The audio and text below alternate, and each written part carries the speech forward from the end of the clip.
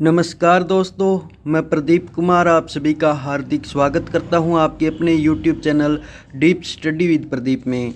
और आज की अपनी वीडियो रहेगी, जितना हमने कंप्लीट कर लिया है अपना टॉपिक यानी कि संज्ञा प्रकरण से, उनके हम प्रैक्टिस के लिए टेस्ट सीरीज करेंगे। 2-4 वीडियो अपनी टेस्ट सीरीज़ की रहेगी। चलिए शुरू करते हैं। अपना आज का पहला प्रश्न है, उच्चारण स्थान कितने हैं। अगर सीधा पूछा जाए कि उच्चारण स्थान कितने हैं तो हम 7 पर अपना आंसर लगा कर आएंगे। अगर पूछा जाए कि पाणिनीय शिक्षा के अनुसार कितने उच्चारण स्थान माने गए हैं तो अपने 8 उच्चारण स्थान रहेंगे पाणिनीय शिक्षा के अनुसार। 2018 के अंदर यह प्रश्न आया हुआ था, TGT अचटेट के अंदर संस्कृत का जो पेपर हुआ था 2018 के अंदर, उसमें यही प्रश्न आया हुआ था कि पाणिनीय शिक्षा के अनुसार कितने उच्चारण स्थान माने गए हैं। इसके बाद है अधोलिखित में से उच्चारण स्थान नहीं है। तो 4 ऑप्शन दिए हुए हैं, यहाँ पर हमें बताना है कि इनमें से उच्चारण स्थान कौन सा नहीं है। तो कंठ अपना उच्चारण स्थान है, दंत भी है, मुर्दा भी है। अपना आंसर रहेगा ग्रीवा, जो कि उच्चारण स्थान नहीं है। कितने वर्ण जो है 2 उच्चारण स्थानों की सहायता से बोले जाते हैं तो अपना आंसर रहेगा 10 जो वर्ण है वो 2 उच्चारण स्थानों से बोले जाते हैं। कौन कौन से हैं? 5 तो अपने हो गए पंचम वर्ण यानी कि अनुनासिक वर्ण भी उनको बोल देते हैं, मुख्य, नासिका, वचनो, अनुनासिक। जो अपने पंचम वर्ण जो है वो 2 उच्चारण स्थानों से बोले जाते हैं, यानी कि एक तो मुख से और एक नासिका से। मुख से मतलब अपने कंठ, ओष्ठ, दंत, मूर्धा इनसे है, क्योंकि कुह विसर्जनीय नाम कंठ। क का पंचम वर्ण जो है क वर्ग का 5वां वर्ण अंग है, वो कंठ से बोला जाता है। फिर च वर्ग का जो है इ वो बोला जाता है अपने कचट तप कतम द त तालु से बोला जाता है। हमने एक ट्रिक भी की थी पीछे वीडियो में, हमने जो उच्चारण स्थान किए हैं उसमें हमने ट्रिक की थी, यानी कि क च ट त प ये याद करना है। और एक क त म द अ। तो इसका क का अर्थ हुआ क का कंठ, च के नीचे त है तो त का तालु, ट के नीचे मैं है तो मैं का मूर्धा, त के नीचे द है तो द का दंत, प के नीचे ए है तो ए का ओष्ठ। यानी कि क वर्ग का कंठ उच्चारण स्थान रहेगा, च वर्ग का तालु उच्चारण स्थान रहेगा, ट वर्ग का मूर्धा उच्चारण स्थान रहेगा, त वर्ग का दंत उच्चारण स्थान रहेगा और प वर्ग का ओष्ठ जो है अपने उच्चारण स्थान रहेगा।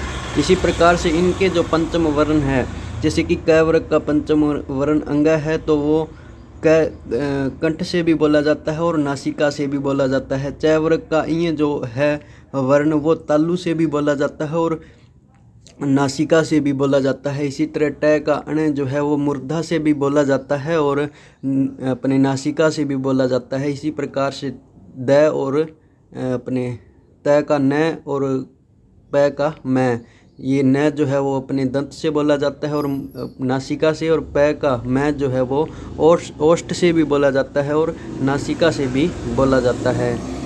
और इसके अलावा बच गए अपने ए, ओ और ऐ, औ और व। ये जो है अपने इनके जो है अपने 2-2 उच्चारण स्थान रहेंगे। ठीक है, ये 10 वर्ण जो है अपने 2 उच्चारण स्थानों की सहायता से बोले जाते हैं। आगे है, अभ्यंतर प्रयत्नों की संख्या कितनी है लघु कौमुदी सिद्धांत के अनुसार। तो 5 जो है अपने अभ्यंतर प्रयत्नों की संख्या रहेगी। लघु कौमुदी के अनुसार, लघु सिद्धांत कौमुदी के अनुसार अभ्यंतर प्रयत्नों की संख्या कितनी है तो 5 रहेगी। शायद यह प्रश्न भी अपने पुराने अचटेट के अंदर आया हुआ है। किसी भी वर्ण में कितने अभ्यंतर प्रयत्न संभव है?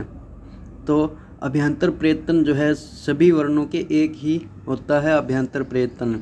ठीक है, अभ्यंतर प्रयत्न जो है सिर्फ एक ही रहेगा। यत्न कितने प्रकार के हैं?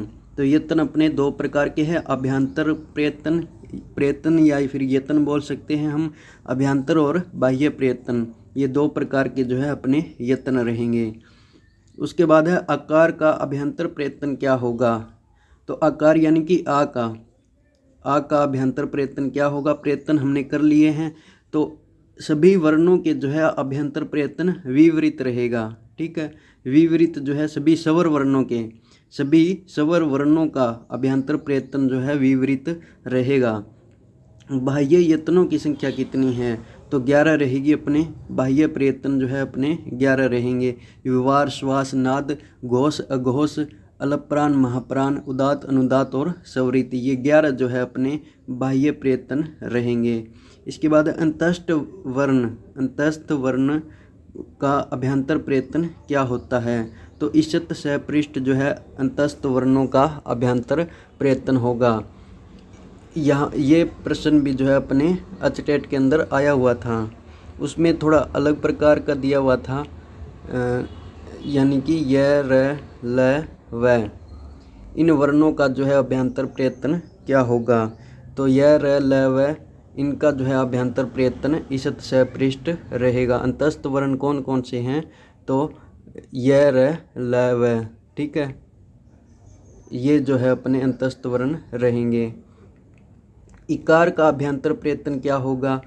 तो इकार यानी कि ई का, ई जो है अपने विपरीत रहेगा। हमने पीछे भी पढ़ लिया, सभी स्वरों का जो है स्वर वर्णों का अभ्यंतर प्रयत्न विपरीत होगा।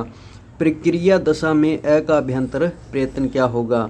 तो प्रक्रिया दशा में भी विपरीत होगा। अगर अपने प्रयोग दशा में पूछा जाए तो संवृत अ का अभ्यंतर प्रयत्न रहेगा संवृत। अगर प्रयोग दशा में पूछा जाए, प्रक्रिया दशा में विपरीत रहेगा अपने अ का अभ्यंतर प्रयत्न।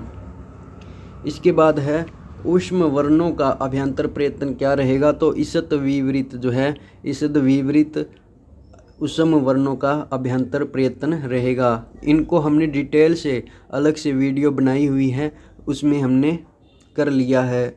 उसका नीचे जो है लिंक आपको दे दिया जाएगा, वहाँ से उस वीडियो को देख सकते हैं आप। व्यंजनों से संबंधित बाह्य प्रयत्न कितने होते हैं?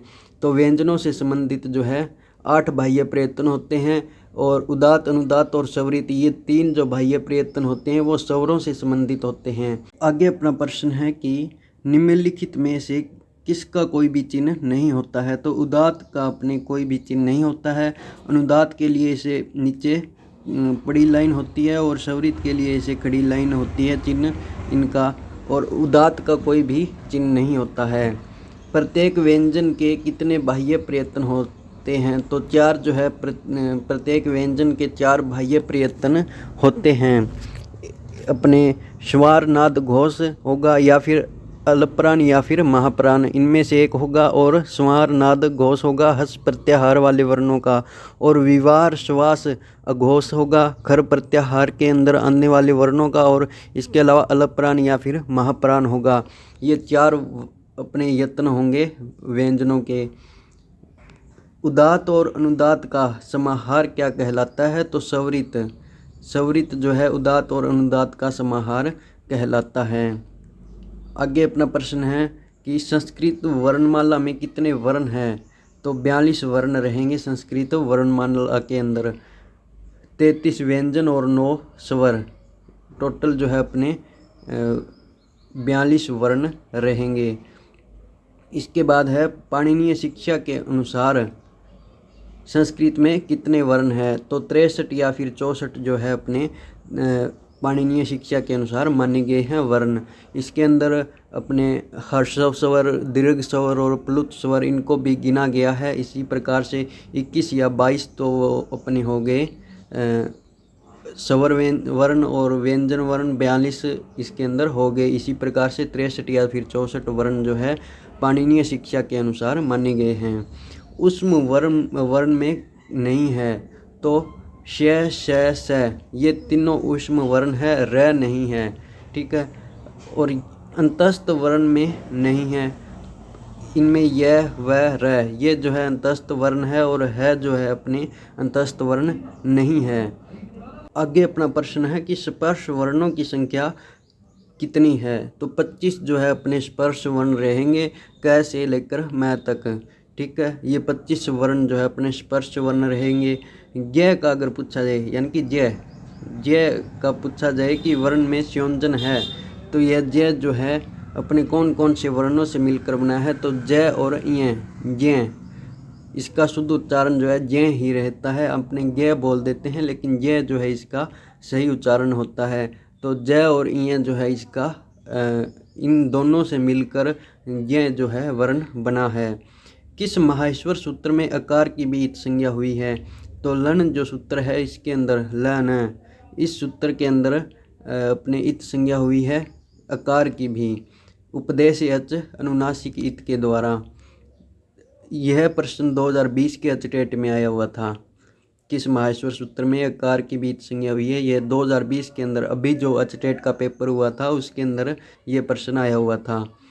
इसके आगे है, ये क के आगे आधा अर्ध विसर्ग जो है ये क्या कहलाता है? तो जीवा मूल्य, इसको हम कहते हैं जीवा मूल्य।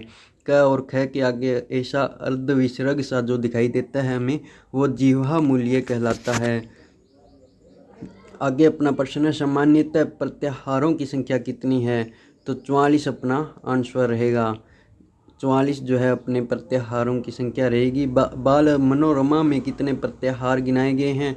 तो 44 ही बाल मनोरमा में प्रत्याहार गिनाए गए हैं।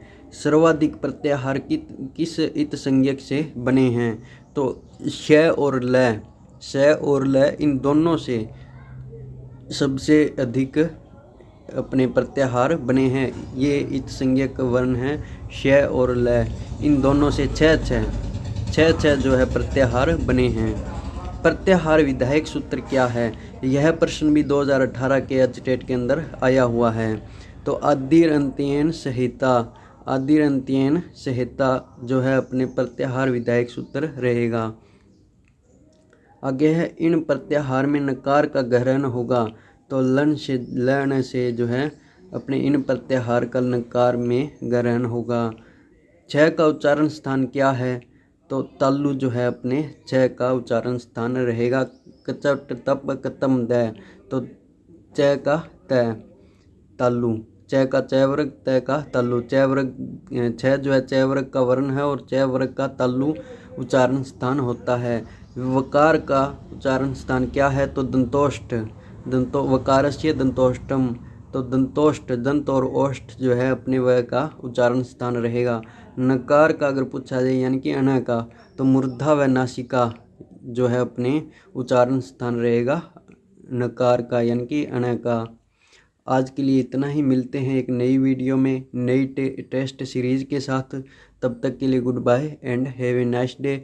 अभी तक आपने अगर हमारा चैनल सब्सक्राइब नहीं किया है तो अपने चैनल को सब्सक्राइब करें, लाइक करें और शेयर करें। धन्यवाद।